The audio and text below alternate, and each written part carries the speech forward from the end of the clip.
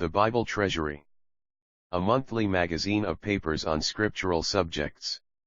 Volume 19, Article 1, Part 77 of 93, 1892 and 1893.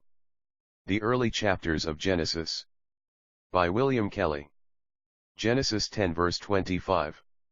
The verse which here claims our attention brings before us incidentally another of the great facts in those early days of man's renewed history, as we have had the characteristic account of monarchy begun in the Cushite Nimrod.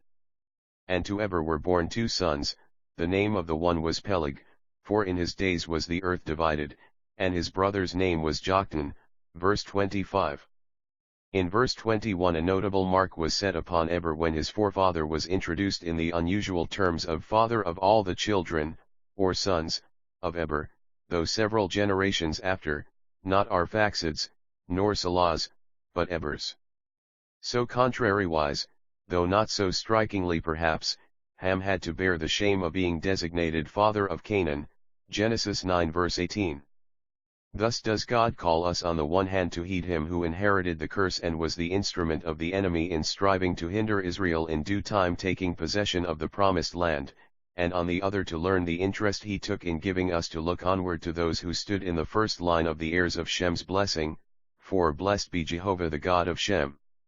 One cannot safely run on so fast as the excellent Matthew Henry, in saying Eber himself, we may suppose, was a man eminent for religion in a time of general apostasy, and a great example of piety to his family, and the holy tongue being commonly called from him the Hebrew, it is probable that he retained it in his family, in the confusion of Babel, as a special token of God's favor to him, and from him the professors of religion were called the children of Eber. Now, when the inspired penman would give them an honorable title, he calls him, Shem, the father of the Hebrews, though, when Moses wrote this, they were a poor despised people, bond slaves in Egypt, yet being God's people it was an honor to a man to be akin to them. It is wise to say less, and surer to believe what is written than to suppose with ancients or moderns.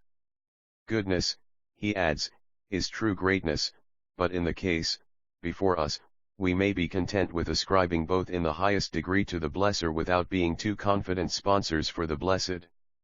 The Lord teaches us to be jealous on that head for God, rather than for man as weak and poor as he is aspiring.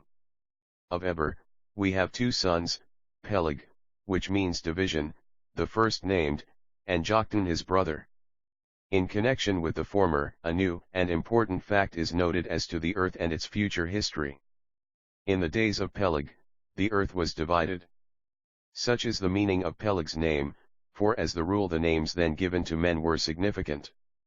The scattering of which we have the divine account, its moral reason and its chastening, in the next chapter, 11, was historically previous, but our chapter 10 pursues its aim and gives the origin of the nations, everyone after his tongue, apart from time.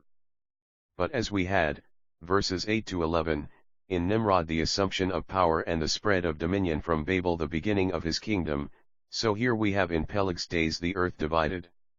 Here we are not told of human pride and power, nor yet of Jehovah's scattering men abroad through confounding their language, and their consequent inability to understand one another's speech. The division of the earth after that in the days of Peleg appears to have been done peaceably.